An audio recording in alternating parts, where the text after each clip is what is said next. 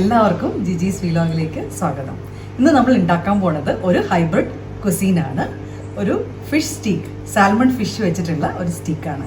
നമുക്ക് ഏതുതരം വെറൈറ്റി ആയിട്ടുള്ള കുസീൻസ് ട്രൈ ചെയ്യുമ്പോഴും ആദ്യം ഒരു ബുദ്ധിമുട്ടുണ്ടാവും. പക്ഷെ ഒരു 2-3 പ്രാവശ്യം നമ്മളത് കഴിച്ചു നോക്കുമ്പോൾ അതിൻ്റെ വ്യത്യസ്തമായിട്ടുള്ള ടേസ്റ്റ് നമുക്ക് ഇഷ്ടമാവും. അപ്പം ഞാനിന്ന് ഉണ്ടാക്കാൻ പോണത് സാൽമൺ സ്റ്റീക്കും അതിൻ്റെ കൂടെ ഗ്രീൻ പീസ് വെച്ചിട്ടുള്ള ഒരു വെജിറ്റബിൾ ഡ്രൈയും പിന്നെ ഓംലെറ്റുമാണ്. ഇതൊരു കംപ്ലീറ്റ് മീലാണ്.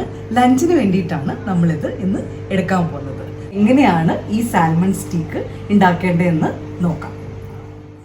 സാൽമൺ ഫിഷ്, അതായത് വാമീനിൻ്റെ ഫില്ലറ്റ്സ് എടുത്തിട്ടുണ്ട്, കുരുമുളക് പൊടി, പിന്നെ ഇത് ഗാർലിക് പൗഡറാണ്, പിന്നെ ഉപ്പ്, പിന്നെ olive oil, extra virgin olive ഓയിലാണ് എടുത്തിരിക്കുന്നത്. ഇനി നമുക്ക് മാരിനേഷൻ എങ്ങനെയാണ് ഉണ്ടാക്കേണ്ടതെന്ന് നോക്കാം. അപ്പോൾ അതിനായിട്ട് ആദ്യം ഒലീവ് ഓയിൽ അല്പം എടുക്കുക. ഇത് 300 ഗ്രാം സാൽമൺ ഫിഷാണ് ഞാൻ എടുത്തിരിക്കുന്നത്. ഏത് മീൻ വേണമെങ്കിലും ഉപയോഗിക്കാം കേട്ടോ, മുള്ള് ഇല്ലാണ്ട് എടുത്താൽ മതി. അപ്പോൾ കുറച്ചുകൂടെ ദശയുള്ള മീനായിരിക്കും ഇതിന് രുചി. പിന്നെ കുരുമുളക് പൊടി ഇട്ടു, ഗാർലിക് പൗഡർ ഇട്ടു. ഗാർലിക് പൗഡറിന് പകരം ഫ്രഷ് ആയിട്ടുള്ള ഗാർലിക് നന്നായിട്ട് ചതച്ചിട്ട് അതും ഇടാം. അത് കുറച്ചുകൂടെ ഫ്ലേവറാണ്. നിങ്ങൾക്ക് ഇഷ്ടമുള്ള ഹെർബ്സ് ഒക്കെ ചേർത്തോളൂ, കാരണം ഇതൊരു കോണ്ടിനെൻ്റൽ ഡിഷാണല്ലോ. അപ്പോൾ നിങ്ങളുടെ ഇഷ്ടമുള്ള ഫ്ലേവർ കൂടെ ചേർത്തോളൂ. പക്ഷേ നമ്മുടെ സാധാരണ മീൻ വറുത്ത പോലെയല്ല, കുറച്ച് സ്പൈസസ് നമ്മൾ ഇതിൽ കുറച്ചാണ് ഉപയോഗിക്കുന്നത്. ഇതിനകത്ത് ഇടയ്ക്ക് ഞാൻ ചില്ലി ഫ്ലേക്സും ചേർക്കാറുണ്ട്. അതായത് നമ്മുടെ ചുമന്ന മുളകുണ്ടല്ലോ, ഒന്ന് ചൂടാക്കിയിട്ട് മിക്സിയിലിട്ട് ഒന്ന് ക്രഷ് ചെയ്ത് ഒന്ന് പൊടിച്ചെടുക്കും. നന്നായിട്ട് പൊടിക്കില്ല, തരിതരിപ്പായിട്ട് പൊടിച്ചെടുക്കും. അതും കൂടെ ഇതിൻ്റെ കൂടെ ചേർക്കും. അപ്പം കുറച്ച് എരിവ് കൂടെ നമുക്ക് കിട്ടും. ഇത് വളരെ മൈൽഡ് ഫ്ലേവറാണ്. ഇത് മാരിനേറ്റ് ചെയ്തിട്ട് ഒരു 15 മിനിറ്റ് മാറ്റി വയ്ക്കാം. അത് കഴിഞ്ഞിട്ട് ഒരു പാൻ എടുക്കുക. പാൻ ചൂടായ ശേഷം ബട്ടർ അല്ലെങ്കിൽ ഒലീവ് ഓയിൽ ഉപയോഗിക്കുക.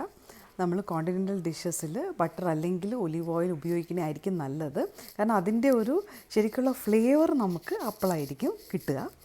ഇനി ഇത് പാന് ഒന്ന് ചൂടാകട്ടെ.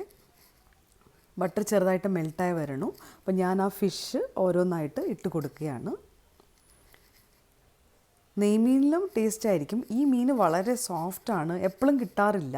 അപ്പോൾ കിട്ടിയപ്പോൾ ഞാൻ ഇതങ്ങ് മേടിച്ചു എന്നേ ഉള്ളൂ. ഏത് മീൻ വേണമെങ്കിലും എടുക്കുക, മുള്ളില്ലാണ്ട് ഇവിടെ കട്ട് ചെയ്ത് കിട്ടും. അപ്പോൾ അങ്ങനെ ഞാൻ അവരോട് പറഞ്ഞ് ചെയ്യിപ്പിച്ച് മേടിക്കാറാണ്. അപ്പോൾ അത് ഇതിൻ്റെ തൊലിയും അവരെടുക്കും, അതേമാതിരി തന്നെ മുള്ളും നന്നായിട്ട് എടുത്തിട്ട് മേടിക്കാറുള്ള സ്ഥലത്ത് അവർക്കറിയാം. അപ്പോൾ ഞാനങ്ങനെ പറഞ്ഞിട്ട് ചെയ്യിക്കുന്നതാണ്. അല്ലെങ്കിൽ നമുക്ക് ഫില്ലറ്റ്സ് ആയിട്ട് ഓൺലൈനും കിട്ടും. പല ഓൺലൈൻ ഫിഷൊക്കെ സപ്ലൈ ചെയ്യുന്ന സ്ഥലത്ത് അത് കിട്ടാറുണ്ട്. അപ്പോൾ വറ്റ മീനും നല്ലതായിരിക്കും ഇതിന്. വറ്റ, അതേപോലെ തന്നെ മോത, ഇതൊക്കെ നല്ലതായിരിക്കും. മീൻ 5 മിനിറ്റ് ഞാൻ അടച്ചു വെച്ച് വേവിച്ചു. ഇനി തിരിച്ചിട്ട് കൊടുത്ത് മറുഭാഗം കൂടെ നമുക്ക് 5 മിനിറ്റ് വേവിച്ചെടുക്കാം. അങ്ങനെ മൊത്തത്തിൽ 10 മിനിറ്റ് മതി. ഈ ഫിഷ് സ്റ്റീക്ക് റെഡിയാകും. വളരെ ടേസ്റ്റിയാണ്. പിന്നെ ബട്ടറും കൂടെ അല്ലേ യൂസ് ചെയ്തിരിക്കുന്നത്, അപ്പോൾ നല്ല രുചിയാണ്. ഇതിനകത്ത് ഈ നമ്മൾ ഉണ്ടാക്കണ ഈ ബട്ടർ ഒത്തിരി ബാക്കി വരും. അത് മീനിലോട്ട് അത്രയ്ക്ക് അബ്സോർബ് ചെയ്യില്ല. അപ്പം നമ്മളിത് സെർവ് ചെയ്യണ സമയത്ത് ബട്ടറും കൂടെ അതിൻ്റെ പുറത്ത് ഒഴിച്ചു കൊടുക്കുക. ഇനി നമുക്ക് ഗ്രീൻ പീസ് ഡ്രൈ ഉണ്ടാക്കാം. അതിനായിട്ട് ടൊമാറ്റോ, വെളുത്തുള്ളി, സവോള, പിന്നെ ഗ്രീൻ പീസ്, ഫ്രോസൺ ഗ്രീൻ പീസാണ് ഞാനിവിടെ എടുത്തിരിക്കുന്നത്. പിന്നെ ചില്ലി ഫ്ലേക്സ് അല്ലെങ്കിൽ മുളക് തരിതരിപ്പായിട്ട് പൊടിച്ചത്, അല്പം ഉപ്പ്, ഇത്രയും സാധനങ്ങൾ മതി. നമുക്ക് പെട്ടെന്ന് തന്നെ ഈ വെജിറ്റബിൾ അല്ലെങ്കിൽ ഗ്രീൻ പീസ് ഡ്രൈ ഉണ്ടാക്കിയെടുക്കാം. ഞാനൊരു പാത്രം എടുത്തു. നെയ്യ് ആണ് ഇവിടെ ഉപയോഗിച്ചിരിക്കുന്നത്. നെയ്യ് അല്ലെങ്കിൽ ഒലീവ് ഓയിൽ ഉപയോഗിക്കുക. അതിനുശേഷം ഞാൻ വെളുത്തുള്ളി ഇട്ട് കൊടുത്തു. ആദ്യം നമ്മൾ വെളുത്തുള്ളി ഇടുന്ന എന്തിനാന്ന് വെച്ചാൽ ആ വെളുത്തുള്ളിയുടെ മണം ഡിഷിൻ്റെ എല്ലാ ഭാഗത്തും എത്താൻ വേണ്ടിയിട്ടാണ്. ഇവിടെ ഒരു 1.5 സവോള ഞാൻ ഉപയോഗിച്ചിട്ടുണ്ട്. ഈ 1.5 സവോള നന്നായിട്ട് നമുക്ക് ഒന്ന് വാട്ടി എടുക്കണം. അതിനായിട്ട് പെട്ടെന്നൊന്ന് വാടി കിട്ടാൻ വേണ്ടിയിട്ട് ഒരല്പം ഉപ്പ് കൂടെ ഇതിലേക്ക് ചേർത്ത് കൊടുക്കുകയാണ്.